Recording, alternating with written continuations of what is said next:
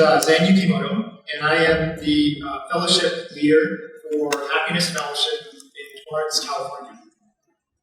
I have been given the privilege of providing the sermon for this final monthly service for 2022.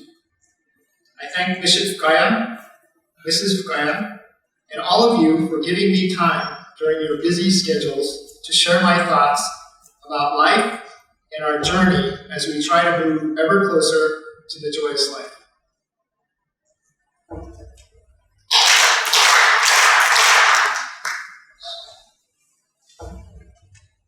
At this time, we are facing many transitions.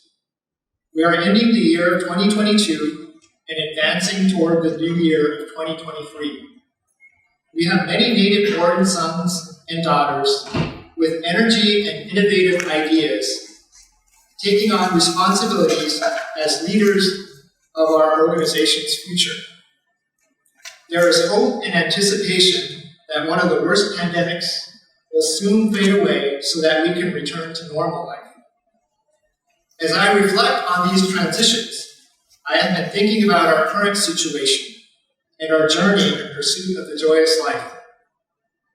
The question that I pose to myself is, how can we attract more people to join us on our collective pursuit of the joyous life? We have the divine model of Oyasama and established to guide us. Although we try to aspire to follow the divine model, it is a challenging feat to achieve this level of perfection. As a result, each of us must take gradual steps for our spiritual development. As a starting point on our journey, we must consider our current situation. Everything that we experience currently is due to our innen, or causality. As we are taught in the divine directions, what you see is causality, whatever you hear is whomever you are with is also causality. Our causality is created by our attitudes and actions from our present life and our previous lives. It is impossible to know the direct correlation between our past and our present condition. Only God knows.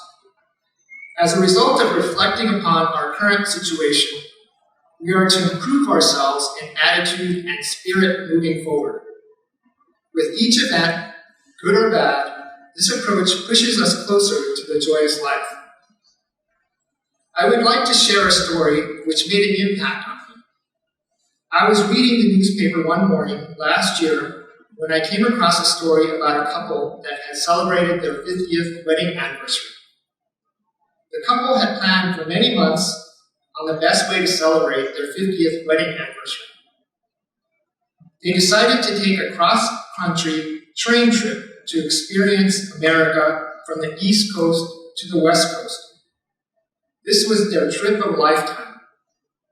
Family and friends shared in their excitement on their accomplishment of 50 years of marriage and their dream trip to celebrate their accomplishment. After a couple of days into the trip, the husband called one of his co-workers to share how great the trip was going. This was indeed one of the happiest times for them. One day later, and without warning, the train derailed, which caused an accident. There were 141 passengers on the train. Of the 141 passengers, 3 people had passed away during the accident. Unfortunately, of the 3 that passed away, 2 of the deceased were the couple celebrating their 50th anniversary. I was shocked and saddened by this story. I could not believe that out of all of the passengers on the train, the couple celebrating the happiest days of their lives had passed away. I thought, how could this have happened to this caring couple, given that nearly all of the other passengers survived? Based upon their Christian faith, they tried their best to make others happy throughout their lifetime. By everyone's account, this couple was well-liked by all. One of their co-workers went on to state that they were the best example of how people should treat others. However, in thinking about this story further, I began to look at this tragedy from a different perspective. The couple had lived a long and positive life. They were happily married for 50 years. They were respected and loved by others. I thought to myself, after living a long and fulfilling life, it might be a blessing to pass away during the happiest time in your life with the one that you love. Even their son had indicated that he saw this positive aspect of the passing of his parents. This story caused me to reflect on the passing of my father and mother. As many of you know, my father and mother were religious leaders within our Tenrikyo path. My father had transitioned his responsibilities of being head minister of the Central Fresno Church to my brother, Reverend Tosh, at the age of 57. My father and mother were fairly young and healthy, and so this came as a surprise to many. Within 3 years of transitioning his head minister responsibilities to my brother, my father suffered a heart attack and passed away. This was a shock to all, since he was still relatively young at the age of 61. To make matters more tragic, my mother was diagnosed with terminal cancer 6 months after the passing of my father. She passed away 15 months later at the age of 60. Given this significant loss over such a short period of time, this was a challenging time for our family. Due to our parents, we believed in the teachings. They were the spiritual inspiration for our family and for many others. They tirelessly devoted themselves for the sake of the betterment of others. However, they passed away at an early age of 61 and 60 years of age, respectively. This outcome could have caused many to question their faith and the value that the teachings actually provided. Rather than causing our family members to move away from the teachings, I think that their sudden passing made our family more united in our faith. I believe that the passing of my parents facilitated each of us to be stronger in our faith. Through my parents' devotion, they developed more individuals that would continue their efforts. As a result of my parents, the path of our family's faith, and for many others, continues. Our church in Fresno recently celebrated my oldest nephew's, Reverend Stephen, in becoming the new head minister of the church earlier this month. Rather than viewing this as a tragic story, I view these events as a continued progression of our journey in pursuit of the joyous life over several generations and over many lifetimes. There's a common phrase that we hear that states, God works in mysterious ways. This phrase implies that situations may be viewed as negative at the surface. But actually the beneficial overall as a result of God's intent. This mysterious working is our causality. Through our causality that we experience, God hopes that we grow spiritually as we continue our journey toward the joyous life.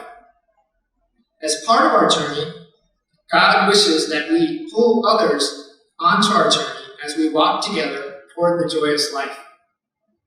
God applies our causality equally and without favoritism for the purpose of our spiritual growth. God provides us with unconditional and infinite love for us to pursue the goal of the collective joyous life for all. This is analogous to how the sun shines rays of light on everyone without excluding anyone. As reflected in the story regarding my parents and the couple celebrating their 50th wedding anniversary, we apply the teachings of Tanno and Hiroshi to keep our path toward the joyous life. Tanno is the teaching to accept our current situation as a blessing, whatever it may be, as God's message for us to grow from our causality. Hiroshi is the teaching of being grateful for all things that we experience, as God makes all things happen. Each experience that we go through is a blessing. In Hiroshi, we use this gratitude to take positive actions to share our gratitude with others, similar to the ray of sunshine that brings warmth and comfort to others.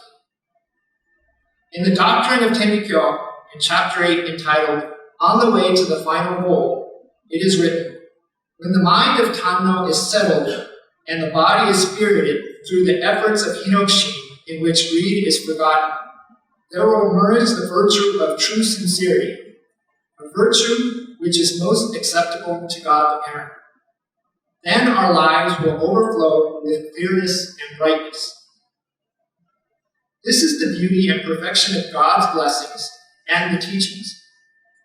The Shinbashira exquisitely summarizes in Instruction 4 the attitudes that we are to have as we continue our journey toward the joyous life.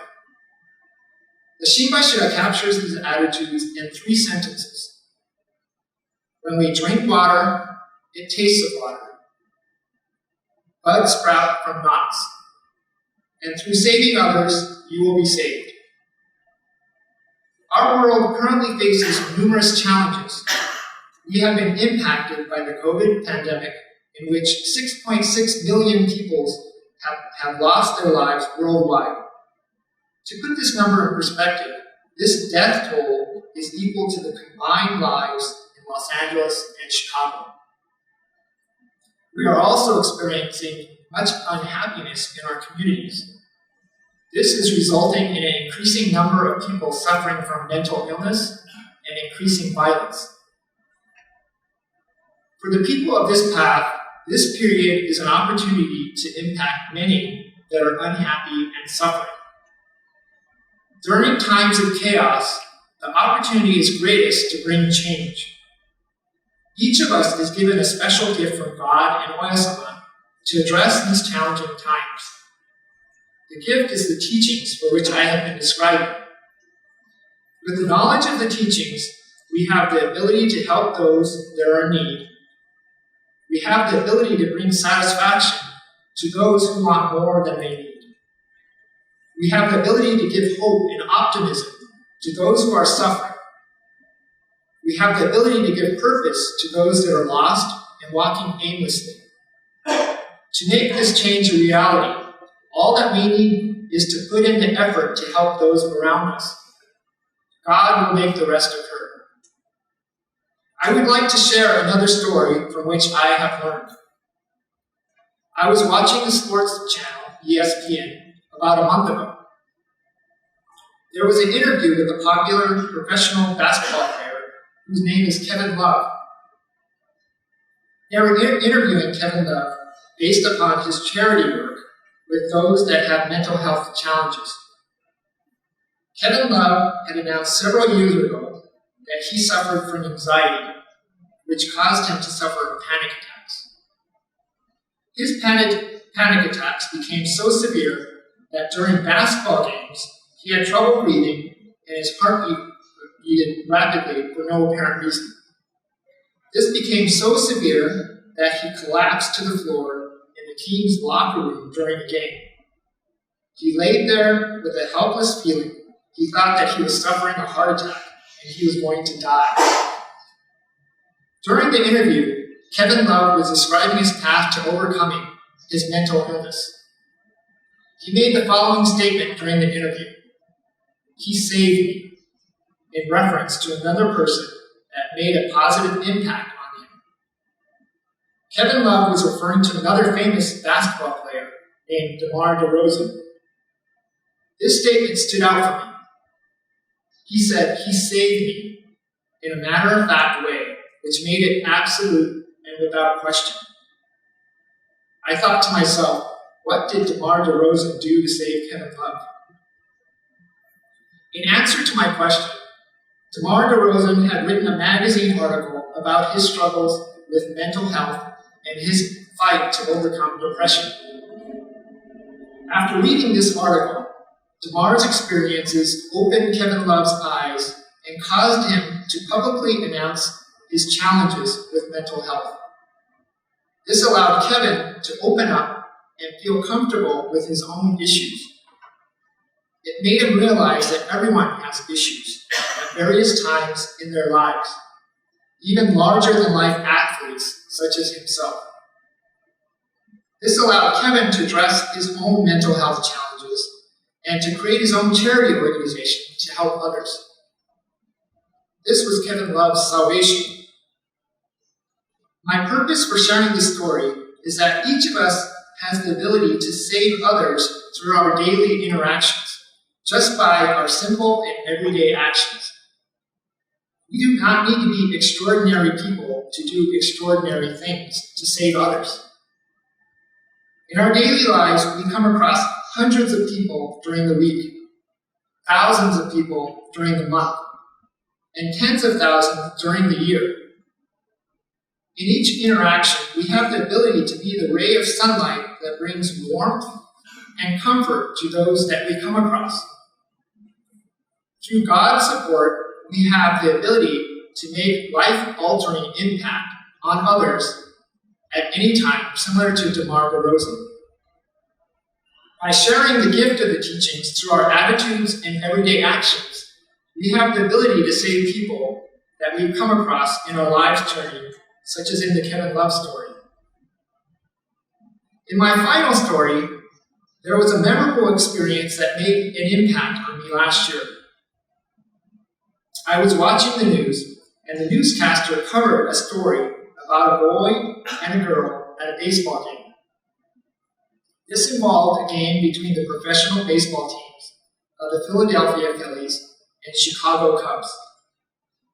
During this game, a foul ball was kicked into the stands where fans converged to get the coveted baseball.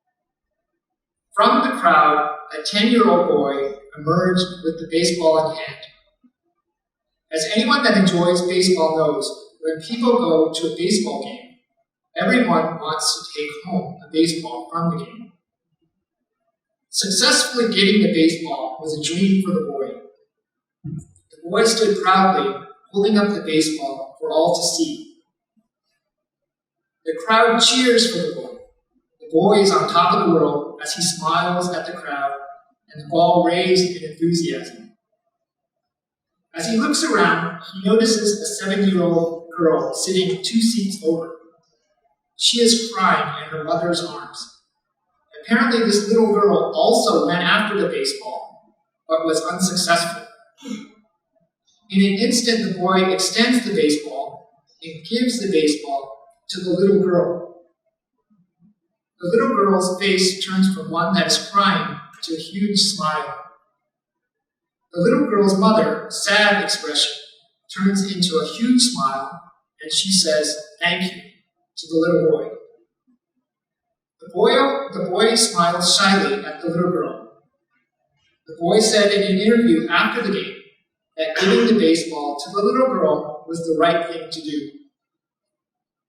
This story made me smile and feel warm about the boy's kindness and be proud that there was goodness in the world. I wanted to share this story as an example that we have the ability to inspire people just by a simple act of kindness. This boy's act took less than 15 seconds, but this act warmed the hearts of millions of people across the country. It caused me want to be like this 10-year-old boy.